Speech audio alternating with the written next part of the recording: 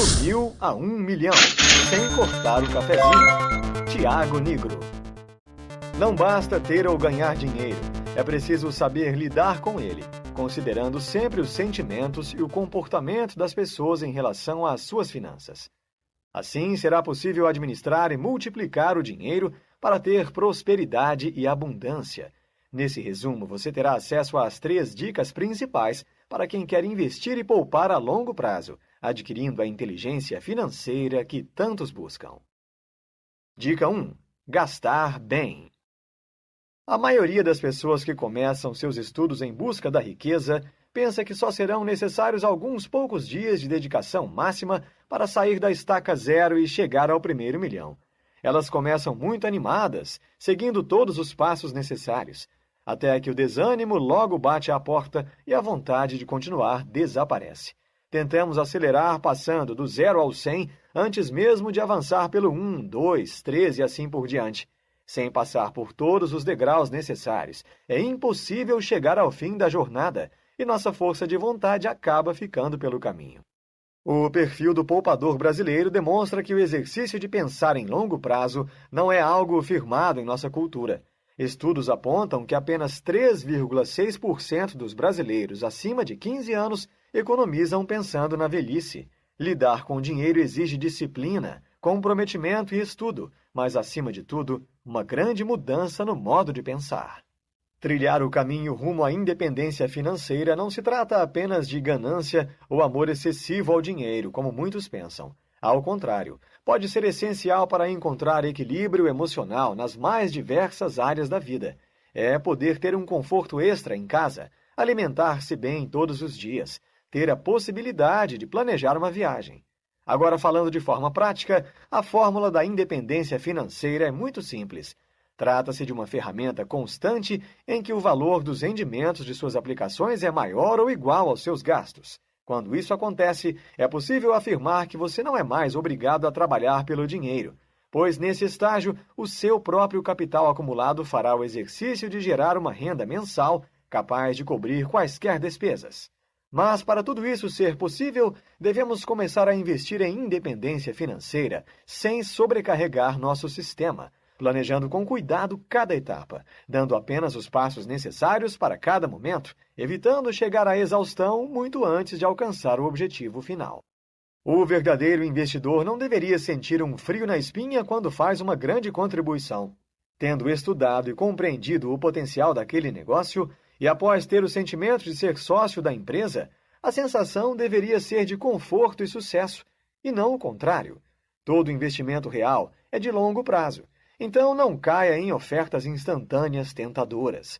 Antes de qualquer decisão, sugiro que você avalie qual é o seu perfil e, com base nessa reflexão, pontue quais passos precisa tomar para, o mais rápido possível, tornar-se um investidor de verdade, assim percorrendo um caminho seguro rumo ao seu primeiro milhão. Você é um aspirante? Ainda não consegue investir. Não tem a consciência de que precisa investir o que ganha. É o famoso poupador, que até pouco tempo só conhecia a caderneta de poupança. Acabou de descobrir as maravilhas do Tesouro Direto e por isso não deixa a renda fixa. Você é um especulador iniciante? Negocia ações sem pensar no valor da empresa, mas apenas no preço da ação. Não investe na empresa, pois encerra sua posição todos os dias no pregão. Acredita que a sorte faz parte do mercado de ações. Fica viciado no jogo. Corre risco de falência ao operar diversas vezes. Você é um investidor. Nunca compra ou vende ações baseado no preço delas no momento, mas sim nos fundamentos da companhia. Pretende ganhar dinheiro com operações de curto prazo que geram custos altos com corretagem. Faz planos pensando na velhice e aposentadoria. Entende o poder dos juros. Avaliar nosso estado inicial ajuda a entender de qual ponto partimos e quais metas são realistas para nós. Traçar objetivos alcançáveis e superá-los um a um torna a jornada muito mais produtiva e faz com que novos hábitos sejam criados. Engana-se quem acredita que na caminhada de investimentos não se perde de vez em quando. Avaliando pelo lado do comportamento, talvez chegaríamos à conclusão de que uma pessoa que não é frágil e consegue resistir a essas perdas e dificuldades é alguém resiliente, certo? O significado de progresso, porém, afasta-se da resiliência, pois essa palavra apenas denomina algo que é capaz de voltar à sua posição original após, por exemplo, um trauma. Mas sabemos que viver nada mais é do que estar em constante caos. Por isso, precisamos buscar a antifragilidade. Ela pode ser uma âncora importante na busca da riqueza, pois ao compreendê-la, o investidor começa a desfrutar das constantes dificuldades e desafios, buscando seu amadurecimento e crescimento técnico. Outro fator importante a ser falado é que estar em uma ou outra fase financeira não tem a ver com idade e profissão, mas com o que se faz naquela etapa da vida e com o reconhecimento de quais passos devem ser dados para atingir o próximo nível. Isso significa que uma pessoa de 20 anos de idade pode estar passando pela mesma fase financeira de alguém com 50 anos, assim como profissionais dos mais diferentes níveis salariais podem estar com um denominador comum, financeiramente falando. O mais importante, no entanto, é entender o que precisa ser feito para o bem da evolução e como será possível chegar ao próximo degrau. Reconhecer a si mesmo e entender os desafios de cada uma das 4 fases financeiras descritas a seguir são um bom ponto de partida e podem prover o suporte necessário nas suas primeiras metas rumo ao milhão. Fases para a liberdade financeira. 1. Endividado. Quem só possui dívidas não consegue adotar uma estratégia de crédito consciente. Para avançar de fase, precisa aprender a gastar melhor, comprar barato, estudar maneiras de anular a sua dívida o quanto antes, sem desperdício de dinheiro. Muitas vezes, quem vive esse momento deixa de procurar a saída por pensar que talvez não exista. Entretanto, o próprio sistema financeiro oferece parte da solução, com feirões para renegociação de dívidas. Ao mesmo tempo, devem ser buscadas maneiras de aumentar a renda, como batalhar por uma promoção, buscar um serviço extra nas horas que antes seriam de folga ou partir para o empreendedorismo, mesmo que de forma limitada. 2. Pequeno investidor. Já ganha um pouco mais do que gasta, mas ainda não consegue se planejar para guardar uma parte da renda. A pessoa que vive essa fase, para evoluir, precisa aplicar sem riscos o dinheiro que sobra, e deve aprender a fazê-lo de uma maneira mais eficiente e rentável em comparação à maioria das pessoas. 3. Foco no longo prazo. Nessa fase, o indivíduo está olhando para além do curto prazo. Suas metas não são o celular novo ou a reforma da casa no fim do ano. Ele está com as contas em dia, tem seu fundo de emergência preparado e sendo constantemente reposto, e começa a refletir sobre o futuro do seu caixa. Passa a procurar investimentos que exigem comprometimento duradouro e muitas vezes potencializam-se ao longo do tempo. O foco deixa de ser apenas o ano seguinte, mas a aposentadoria dali a algumas décadas. Esse investidor já sabe que, em certo momento da vida, o salário vai deixar de entrar, mas os gastos fixos permanecerão. 4. Liberdade financeira. Para quem está nessa fase, é possível, por exemplo, começar uma etapa empreendedora, na qual se aposta em um negócio mais sólido, algo que sempre foi um sonho por puro prazer. Quem tem o futuro garantido tem condições para, se assim desejar, entrar em uma fase financeira familiar ou social. A tendência é que quanto mais temos, mais desejamos compartilhar, com consciência, claro. É também possível que cresça em nós a necessidade de deixar um legado. Afinal, não é apenas sobre dinheiro que estamos falando, e sim sobre felicidade. Agora que exercitamos um pouco a mente com autoanálise, chegou o momento de, na prática, partirmos para o milhão. É parte fundamental do processo que você entenda em números como isso funcionará, pois a transparência consigo mesmo ajuda a criar hábitos que irão impulsioná-lo a buscar novos ganhos que acelerem a chegada ao seu objetivo final. Muitas pessoas dizem guardar dinheiro, mas isso não significa investir dinheiro. Entretanto, quem poupa está apenas guardando dinheiro, enquanto quem investe aumenta a cada mês o seu patrimônio. O primeiro passo para descobrirmos alguns de nossos erros financeiros mais comuns está na elaboração da planilha de orçamento. Ao longo da sua vida, você se deparou várias vezes com modelos de controle de gastos que exigiam seu total empenho e paciência para descrever o que é fixo ou variável, para onde vai cada centavo em comida, transporte, educação e lazer, entre outras coisas. Esse tipo de planilha é muito útil, mas uma de suas falhas é que ela não mostra de forma clara e é extremamente cansativo de atualizar. Isso faz você desmotivar-se e perder controle. Não existe regra única para todos quando se trata de orçamento familiar, mas entendo que muita gente necessita de alguma direção ou de um objetivo claro para começar a organizar a vida financeira. Por isso, caso você ainda não tenha muita ideia de como estruturar o seu consumo mensal, parta do princípio de que os gastos essenciais devem ocupar, no máximo, 50% de sua renda. Separados os gastos mais importantes, cerca de 10% devem ser distribuídos para outros gastos não essenciais e pelo menos 30% para investimentos. Os últimos 10% devem ser sempre liberados para serem torrados, ou seja, podem ser gastos com o que você quiser com total liberdade, como compras ou lazer. Afinal, como disse anteriormente, viver apenas para trabalhar e guardar dinheiro é quase impossível. Gastar dinheiro é muito bom, mas gastar quando se tem dinheiro é muito melhor. As pessoas empobrecem muito mais pela falta de conhecimento do que pela falta de dinheiro.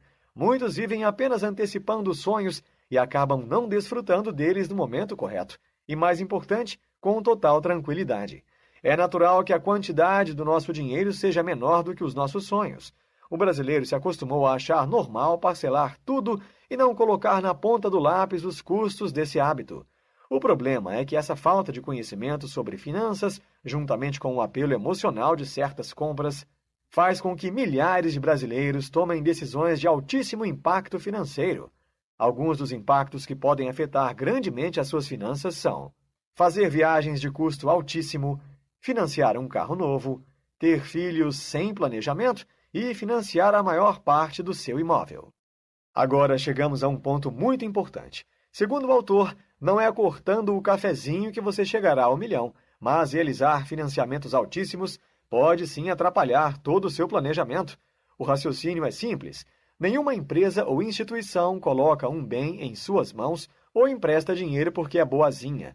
A moeda de troca são sempre os juros, e pagar os juros é o que diferencia os ricos dos pobres.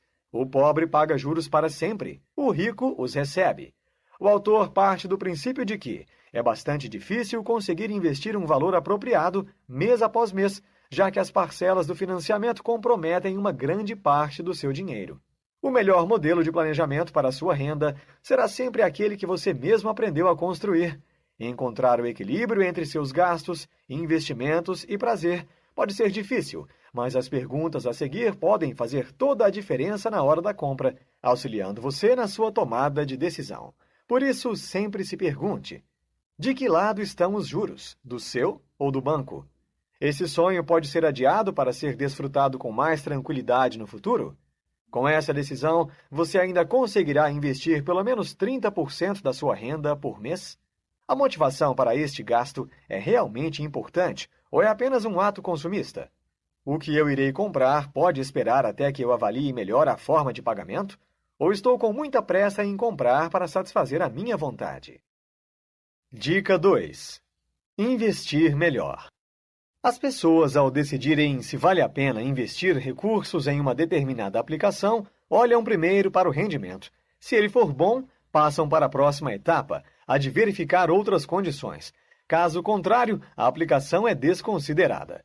Entretanto, esse comportamento é errado. Para descobrirmos se o rendimento de uma aplicação é satisfatório ou não, temos que recorrer a uma projeção, onde devemos analisar 3 pontos: risco, liquidez e rendimento. Nunca é tarde para começar a investir melhor, mas quanto mais tarde isso é feito, mais caro fica se aposentar. É como se você chegasse numa loja e tivesse dinheiro para pagar à vista. Quanto maior a entrada, menores os juros e maior o desconto. Pense na sua aposentadoria como um produto que você financia. Quanto maior a entrada, menores ficam as prestações.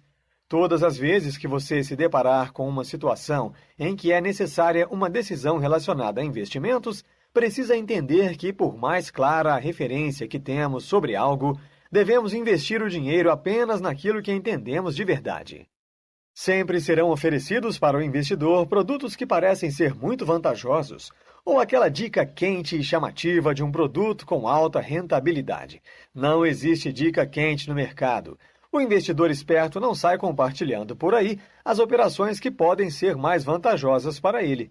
Se não entendermos bem do que se trata, como vamos poder avaliar o efeito real do investimento no longo prazo?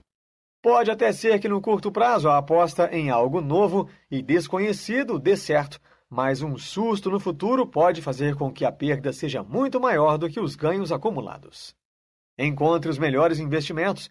Com o aumento da procura por investimentos melhores que a poupança, a oferta de serviços financeiros cresceu. A seguir, listamos 5 dicas bem práticas para quem está começando. Bancos. As instituições bancárias brasileiras por muitos anos reinaram como opção única. Isso acabou criando organizações que não precisavam considerar o cliente, pois todo o sistema havia sido planejado para tirar o maior dinheiro possível do pequeno poupador, que se endividava. Isso gerou uma cobrança agressiva aos gerentes que eram treinados para vender a maior quantidade de produtos desnecessários possível. Para os que já têm alguns milhões em conta, existe uma categoria de atendimento diferenciada, na qual o cliente consegue ter acesso a opções que não são oferecidas para o cliente comum. Ao lidar com bancos, sempre tenha em vista que o principal negócio dele é lucrar com empréstimos, não com investimento. Corretora. A corretora é uma das melhores opções para os investidores que não possuem um atendimento diferenciado, oferecendo maior poder de escolha aos clientes. Mesmo existindo uma pessoa que lhe indicará boas aplicações, isso não garante que você não terá algumas aplicações ruins em sua carteira. Entre as vantagens de se usar uma corretora é que com ela você consegue comparar muitas aplicações sem precisar abrir conta em diversos lugares. Algumas corretoras oferecem taxa zero para alguns produtos, mas é preciso entender que as corretoras também ganham dinheiro na venda de alguns produtos financeiros e com a taxa de corretagem pelo giro das aplicações. Os interesses são mais alinhados aos seus do que aos bancos, mas ainda assim não são exclusivamente os seus. Banco digital. São instituições financeiras sem agências, que funcionam de maneira 100% digital. Para o pequeno investidor /poupador, é uma opção com baixos custos e que apresenta títulos com rendimentos superiores aos dos bancos convencionais. Porém, pelo pouco tempo que estão no mercado, a oferta ainda é bem limitada e nem todos os bancos digitais oferecem pacotes de serviços que atendem a todas as demandas de seus clientes. Gestora. Na maioria dos casos, não faz sentido investir diretamente por meio de gestoras, empresas do setor financeiro que criam um fundo e decidem para onde vão seus recursos. Com elas, você tem acesso direto a vários fundos de uma só vez e pode compará-los de maneira muito mais fácil. Um ponto positivo das gestoras, no entanto, é que elas não cobram comissão e costumam prestar um bom atendimento ao cliente. Robôs. Investir por meio de robôs tem ganhado bastante popularidade. Um sistema avalia seu perfil de risco e faz os investimentos por você. É bom para leigos e não custa tão caro para o nível de serviço que prestam. Entretanto, o robô acaba limitando o poder de decisão e tendo um custo superior ao encontrado em outros tipos de instituições. Dica 3. Ganhar mais. Ao contrário do que fomos ensinados, não é o esforço por si só aplicado em cada tarefa que garante crescimento. O que garante isso são os resultados financeiros que o trabalhador gera.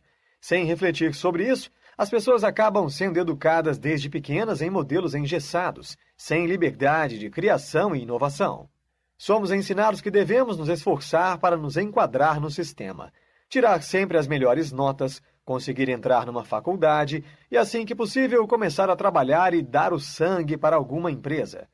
Nos negócios e nas empresas, por mais que digam o contrário, o que é premiado é o resultado, não o esforço. É claro que o empenho e a força de vontade são peças fundamentais para o sucesso.